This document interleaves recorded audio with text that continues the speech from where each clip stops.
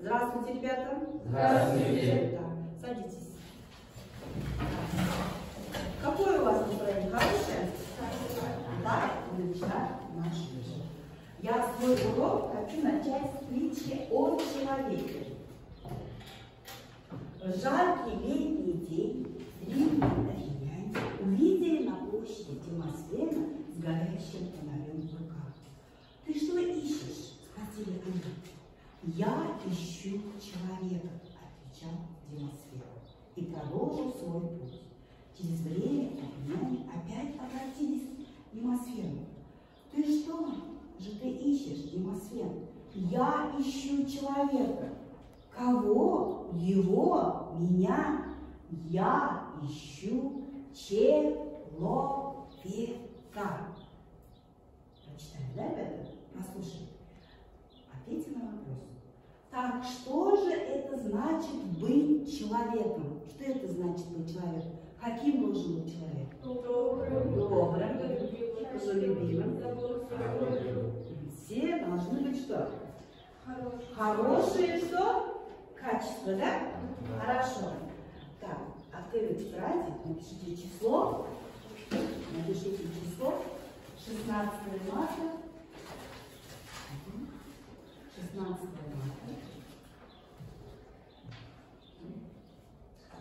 Так, все написали?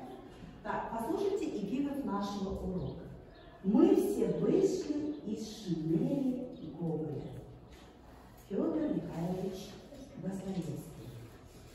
Вот теперь послушайте, подумайте. В 1842 году в третьем томе сочинений Николая Васильевича Гоголя собрал целый цикл петербургских новостей, в котором входят президент Нос, портрет, а также повесть «Шинель». Обратите внимание, эпиграф нашего урока. Все мы вышли из шинели Гоголя. Федор Михайлович Достоевский говорил о писателях. Все русские писатели второй половины XIX века вышли из Гогольской натуральной школы. Они подняли голос в защиту человеческой личности, уважения к благополучному, и к нищим, и благочестивому, и преступнику. Писатели взяли на вооружение художественное мастерство Гоголя по описанию пространства и индивидуально все, что мы видим в повести Гоголя «Шинель». Итак, ребята, тема нашего урока напишите в тетради. Тема маленького человека, повести Гоголя «Шинель».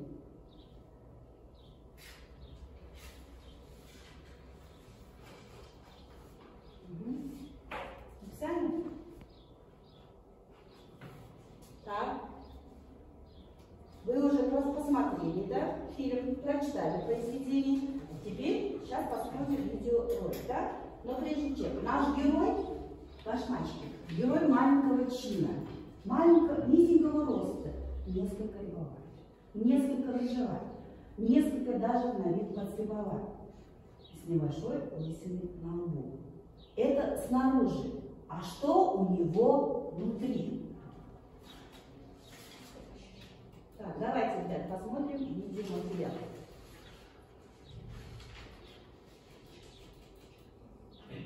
Господин Нормальный. Так, это его коллеги, да, ребята? Это наш главный герой.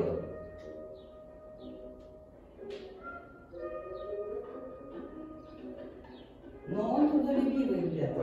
Он очень старается, у него очень красивый почерк. Но он всем жертвует. Надо график титул переменить. В начале первых строчек. Вместо «я прошу» написать «он и просит». А дальше сократить букву, как потом следует пункт.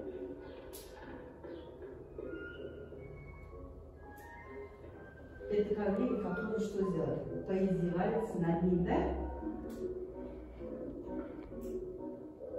Они же завязали ему веревочку, а в следующий конец веревочки завязали дверцу. А когда он встал, все это что? Рассыпалось, выпало из шкафа.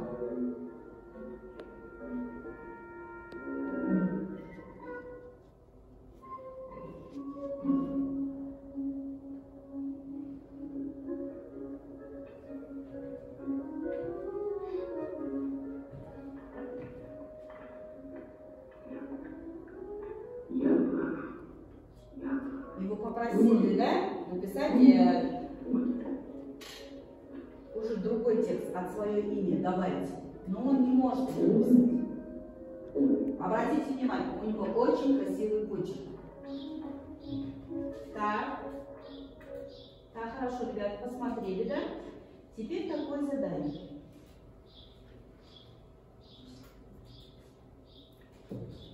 Так, мы посмотрели, увидели образ нашего главного героя, Башмачкина, да? А сейчас такое задание. Какие ассоциации вызывает у вас определение «маленький человек в литературе»?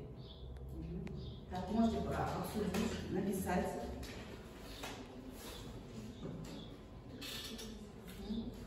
Обсудить.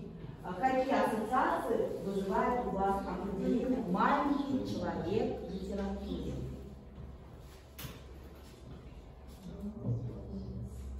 Да, хорошо. Записываем. Кто желает, пожалуйста. Так, Айдана, из этой группы.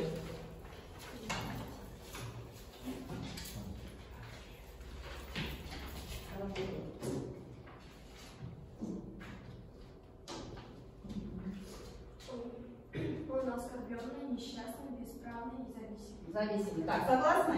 Да. Хорошо, так. Нурайна.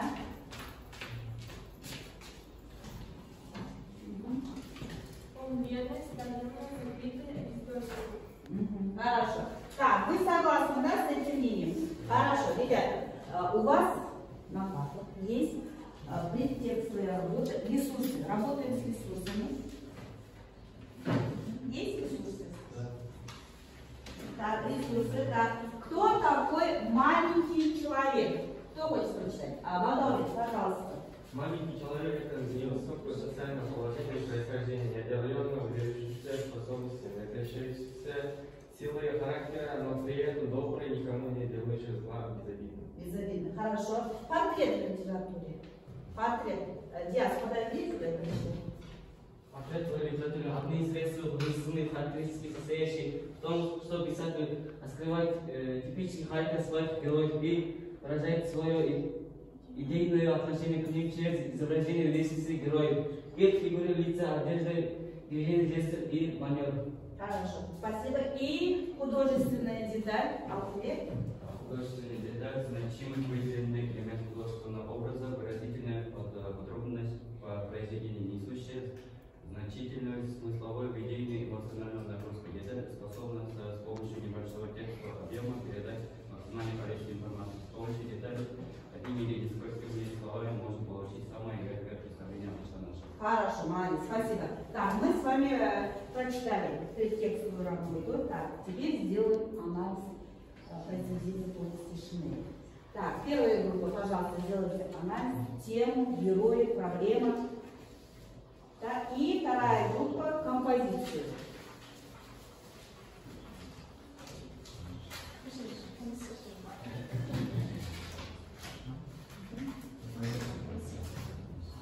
Пишем, работаем.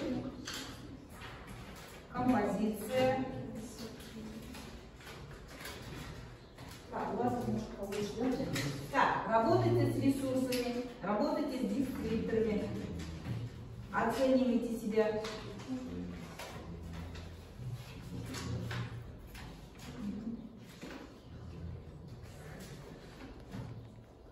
Так, кто желает?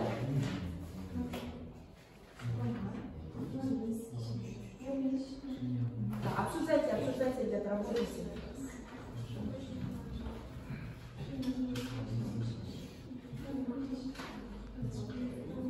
Так, все, время, ребята.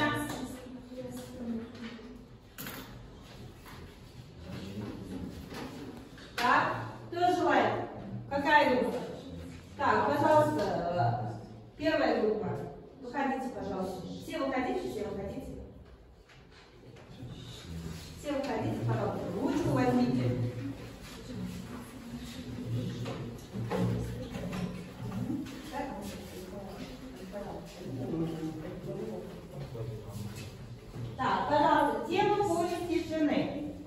Работай, ребята, работай немножко. Так, кто желает? Громко, четко.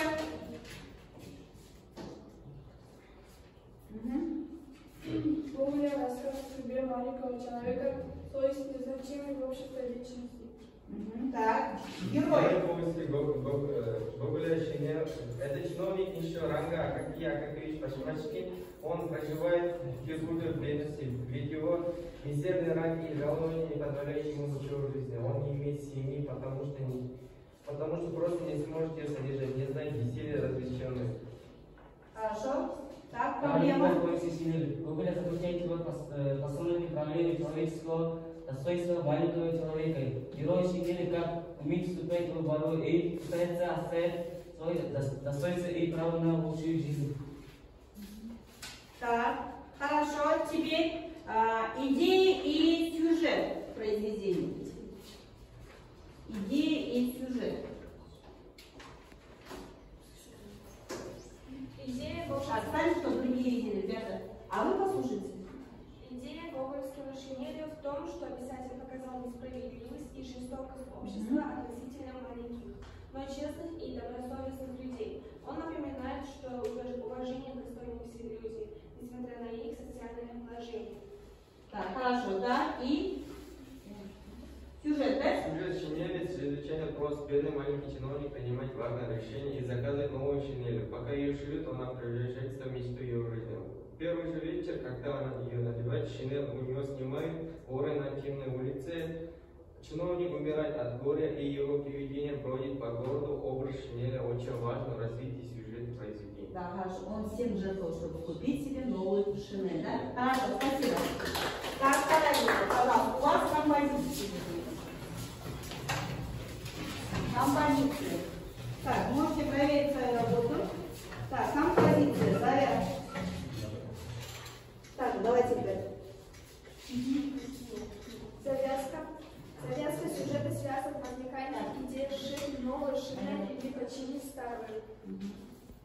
Развитие действия мечта. Так, чтобы другие ребята. Кульминацией действий является кража новой шинели. Развязка заключением безуспешных попыток Пашмачкина вернуть шинель. Смерть героя. Смерть, да? Фантастическая история о призраке чиновника, который ищет свою шинель. Так, хорошо. Все? Так, спасибо. Садитесь. Так, у вас есть ресурсы, да? У вас есть ресурсы. Вы должны были дома ее прочитать. Главный герой повести Акакий Акакевич Пашмачкин, да? И цитатный образ на главного героя и образ шинели. У вас есть ресурсы. Ребята, есть? Так. Теперь, используя эти ресурсы, которые было опережающее задание, давайте раскроем авторское отношение героя, снижение героя и возвышение героя. Какое у него было чувство, когда он примерял свою мечту, сказать, да? Примерял новую шинель. Он возвышался, он радовался. Так. Снижение героя, пожалуйста, кто желает? Снижение героя. Снижение героя.